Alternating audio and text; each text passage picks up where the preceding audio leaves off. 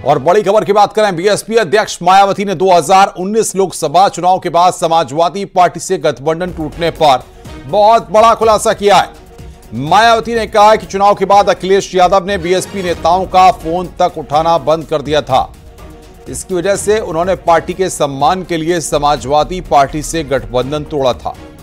मायावती ने इस बात का खुलासा 59 पेज की इस बुकलेट में किया है जो उत्तर प्रदेश उपचुनाव की तैयारियों के लिए बीएसपी ने छपवाई है। तो मायावती ने यहां पर बहुत बड़ा खुलासा किया है। बीएसपी एसपी गठबंधन टूटने पर बहुत बड़ा खुलासा मायावती के द्वारा किया गया है। मायावती ने बताया कि क्यों टूटा था गठबंधन। अखिलेश बीएसपी नेता के फोन नहीं उठाते थे, पार्टी के सम्मान के लिए गठबंधन तोड़ा। 2019 लोकसभा चुनाव में बीएसपी और एसपी के बीच गठबंधन हुआ था। मायावती ने इस बात को बताया कि क्यों गठबंधन टूटा था। बड़ी खबर हम आपको बता रहे हैं, समाजवादी पार्टी से गठबंधन टूटने पर बहुत बड़ा खुलासा मायावती के द्वारा किया गया है। बीएसपी के सुप्रीमो मायावती के द्वारा किया गया है। मायावती ने कहा कि चुनाव के बाद अखिलेश यादव ने बीएसपी नेताओं का फोन तक उठाना बंद कर दिया था। इसकी वजह से उन्होंने पार्टी के सम्मान के लिए समाजवादी पार्टी से गठबंधन तोड़ा था। मायावती ने इस बात का खुलासा 59 पेज की उस बुकलेट में किया है जो उत्तर प्रदेश उपचुनाव की तैयारियों के लिए बीएसपी ने छपवाई है। तो ये बहुत बड़ा खुलासा हम आपको कर रहे हैं। मायावती ने यह खुलासा किया है, अखिलेश यादव बीएसपी नेताओं के फोन नहीं उठाते थे। और बातचीत करने के लिए अनुराग भदौरिया समाजवादी पार्टी के प्रवक्ता हैं, वो हमारे साथ जुड़ रहे हैं। अनुराग जी, समाजवादी पार्टी ने जिस तरीके से 2019 में बीएसपी के साथ गठबंधन किया था, मायावती ने अब यहां पर बड़ा खुलासा किया है कि चुनाव के बाद अखिलेश यादव बीएसपी के नेताओं के फोन ही नहीं उठाते थे। देखिए, सवाल यह है कि आप अच्छी तरह जानते हैं कि समाजवादी पार्टी के राष्ट्रीय अध्यक्ष जी कितना सम्मान करते हैं अपनी सीनियर नेताओं का।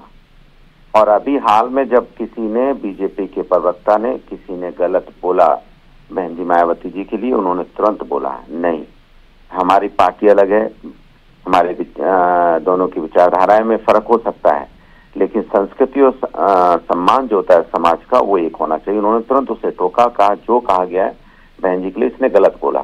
तो हम लोग तो इस टाइप के लोग हैं। दूसरी बात, दरअसल में हो ये रहा है कि भारतीय जनता पार्टी इस समय 2024 का लोकसभा चुनाव हारने के बाद बौखलाई और परेशान है। और वो काम क्या करती है कि एक एजेंट इधर उधर से लाके कुछ न्यूज इकट्ठा करके मीडिया को दे देती है, कहती है अब यही सब दिन भर चलाओ, लेकिन वो मंगेश यादव मत चलाना। एक बच्चा को जिसका इनकाउंटर कर दिया गया, आप बताइए कि घर में एक बच्चा बीमार होता है ना तो पूरे माँ बाप तड़पने लगते हैं उसको डॉक्टर को दिखाने के लिए, परेशान हो जाते हैं, बच्चे को खांसी आ रही है, और आपने उसको गोली मार दी 19-20 साल के लड़के को। किस बात पे मार दी? हम एक बात मान लें, जिसके बड़े बड़े माफिया और बड़े बड़े चोर डकैतों घर देखें, ठन्ना से क्या बिल्डिंगें और क्या महल उनके खड़े होते हैं, महल और बिल्डिंगें खड़ी हैं माफियाओं के डकैतों की, उनके घर में बड़ी बड़ी गाड़ियां करोड़ों की खड़ी होती हैं और ये अधिकारी वहां सलाम ठोकने जाते हैं। नहीं है तो आप देख लीजिए अपना कैमरा भेज के। लेकिन झोपड़ी में रहने वाले व्यक्ति को आपने उसको गोली से उड़ा दिया, बोल दिया कि नहीं ये बहुत बड़ा डकैत था, माफिया था, पूरा इलाका थर्रा रहा था, पूरा उत्तर प्रदेश मंगेश यादव के नाम से कप रहा था, ऐसा आपने गोली मार दी।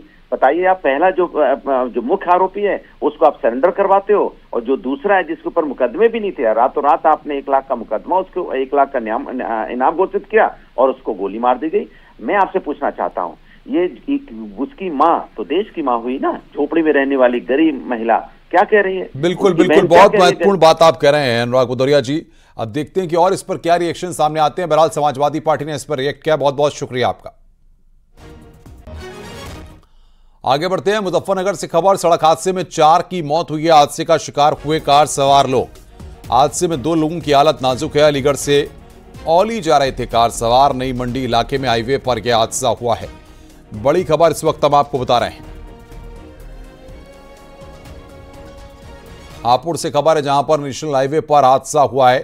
श्रद्धालुओं से भरी पिकअप गाड़ी पलट गई है। हादसे में करीब 24 श्रद्धालु घायल हुए हैं। बता दें कि राजस्थान से जहारवीर बाबा के दर्शन कर वापस लौटते वक्त यह हादसा हुआ है। हादसे में घायल 10 श्रद्धालु मेरठ रेफर किए गए। थाना गढ़मुक्तेश्वर के NH9 की यह घटना है।